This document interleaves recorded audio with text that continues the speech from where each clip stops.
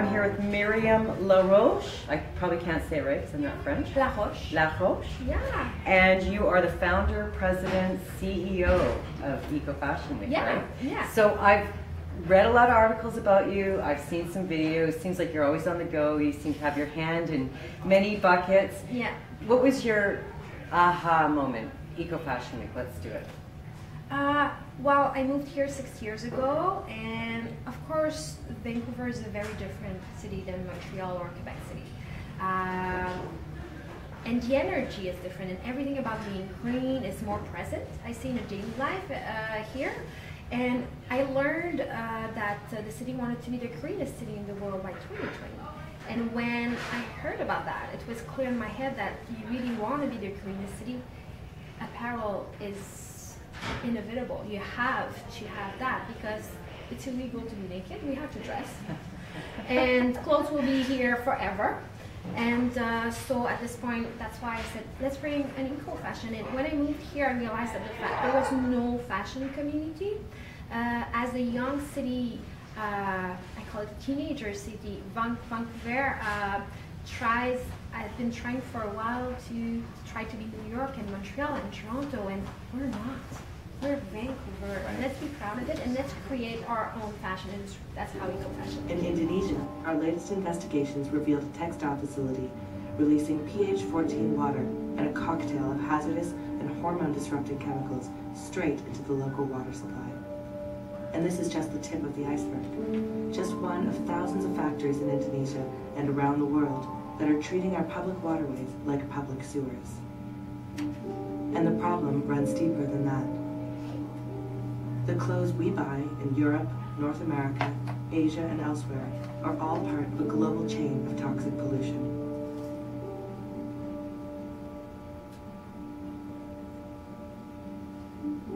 Around 2/3 of clothing items tested by Greenpeace contain hazardous chemicals.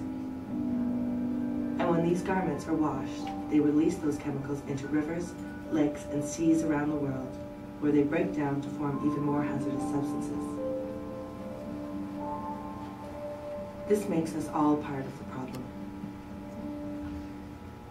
But we can also be part of the solution. Around the world, activists, fashionistas, designers, bloggers, and models are joining together as part of the Global Detox Campaign, united behind a common belief that beautiful fashion shouldn't cost the earth. The way the system works currently, what a lot of people don't know is when you're done with your clothing, you don't really want to throw it away, you don't really know what to do with it. You might give it to someone else to use it for a little while, but eventually it normally ends up in one of the donation bins through a lot of the charities. Reuse, awesome, best thing we can do with it. What happens to actually most of that clothing is about 95% of it gets shipped overseas. So about 5% of it actually turns up in the thrift stores, turns up on downtown east side where people need it, and other places where people actually need those used clothing. It's a really, really small percentage that stays here in our communities. The vast majority goes out. So I actually got a call from a guy out of Africa about 2 months ago. And he's like, oh, I hear you guys work with clothing. I'm like, yeah, what do you got? What are you working on? And he's like, I have a lot of used non-wearable clothing. I'm like, okay, great, where did it come from? He's like, North America, Europe. It's ripped, it's torn, we don't know what to do with it. He's like, how much do you have? He's like, tens of thousands of tons. Excuse me, tens of thousands of tons. So basically it's an accumulation of a lot of these materials that we've been pushing onto developing nations. And there's a lot of issues that are making this whole system happen, and it's actually kind of crumbling before us right now. So fast fashion, hot topic. We're driving down our production costs. So we're trying to get really, really inexpensive clothing made. That's actually created a big problem because these nations that are actually were buying a lot of our used clothing can now go directly to the manufacturer. So the markets that we're buying our used clothing, supporting kind of our whole reuse recycling system, they're crumbling because these people, our demand is drying up. They're going directly to the supplier. And so now we're finding ourselves with more and more inexpensive material that we don't know what to do with. We're a free industry resource offering study guides, lesson plans, learning modules, and independent research and case studies for responsible fashion education. We work to create comprehensive programming in creative ways.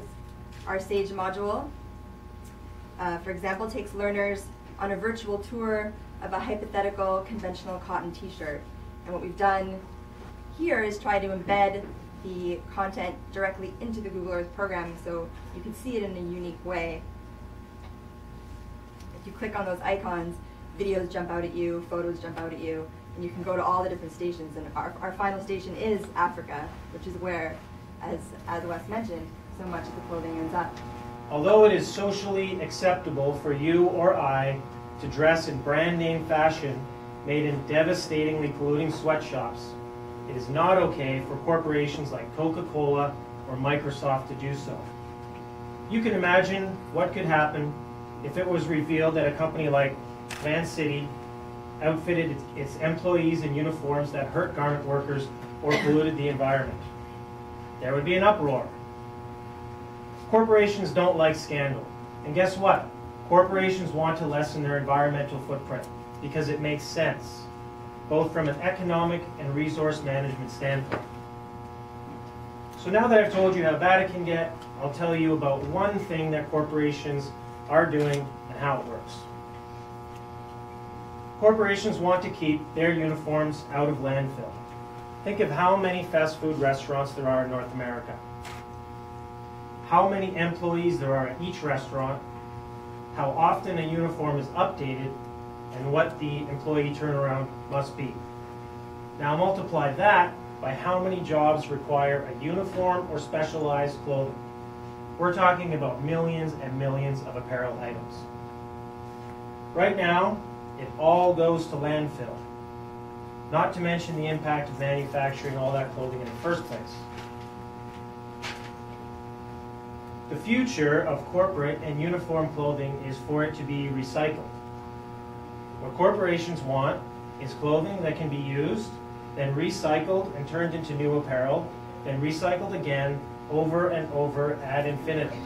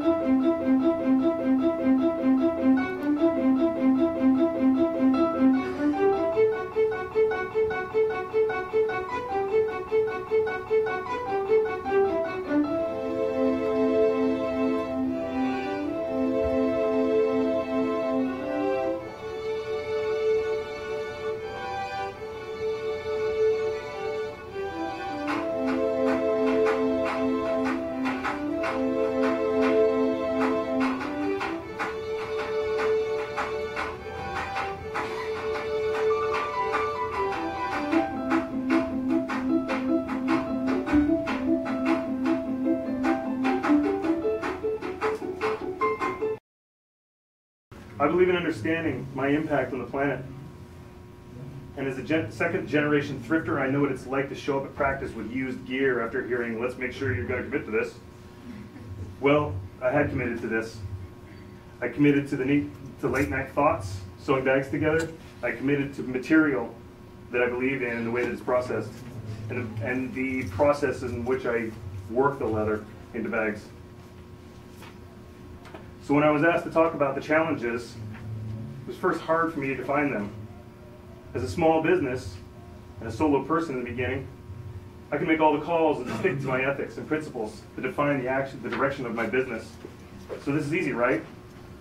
Well, it wasn't easy. It actually turned out to be the biggest challenge. I love this material that I work with, and it's the greenest part of my business, and all the processes that I've obsessively developed because of my principle and ethics and the way that I believe in. But was it going to be something that was public, that the public would accept that is a marketable product. In my case, working with vegetable tan leather, it's constant education, not about the material and its sort of greenness, but it's foreign to most public. It's hard, doesn't really relate to what you see on the shelf at the stores with soft leathers. When you step away from convention, you use the material. I use the material that's foreign to the public, and you have to guide them to understand and see what they're looking at, and to see if it's something they want. Geologists have declared a brand new geological age called the Anthropomorcine. The Anthropomorcine is a geological layer that's being formed that will, for the first time, contain plastics and man-made materials. Incredible. If you were to cut the earth until now, you'd see dinosaur bones, some ore, and now you'll see things like Hunter Wellington boots. You'll see refrigerators, things like that. And this is never going to be able to be undone. So this is big news as geological eras last tens of thousands of years.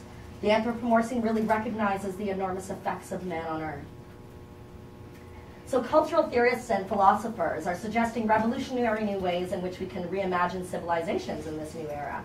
So we're relooking at things like urban planning and politics and even education. You know, they're also proposing a new world where we're going to rethink ideas of growth and progress. So what does this mean for design? Well, a growing number of these young designers are imagining a future where they're going to give up the idea of constant technological progress.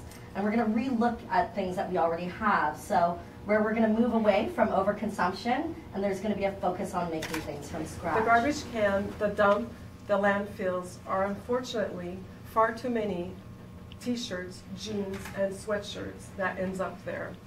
The average person throws 68 pounds of textiles each year, which has a detrimental effect on our world's natural resources.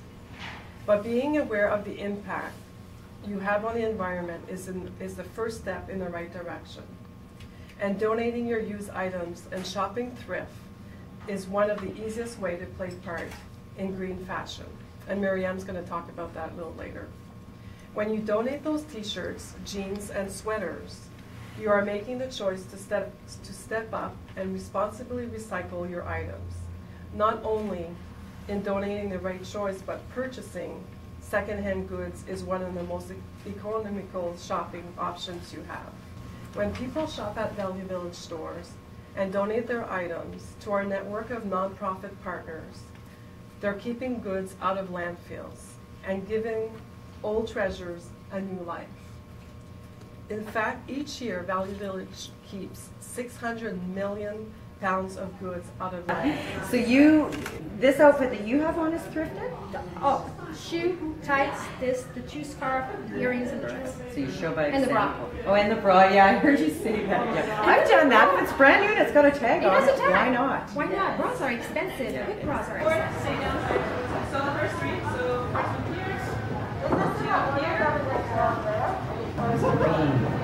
Be just as you are, without fear, without judgment, without expectation. Just be you.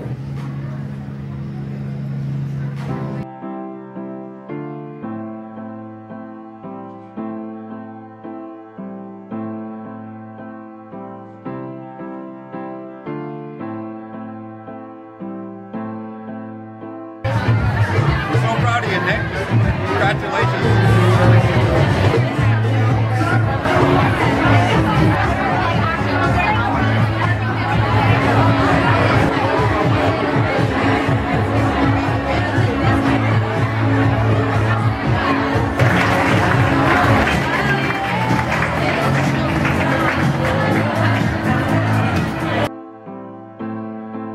He said, if you dare, come a little closer.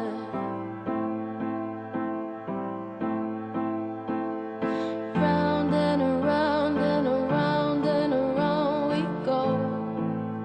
My dream. Yeah.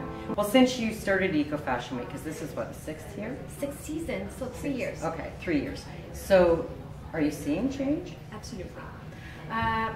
Some indicator that I can use our list of eco-friendly designers. Okay. Started maybe from 200 internationally, and now I think we're at 800.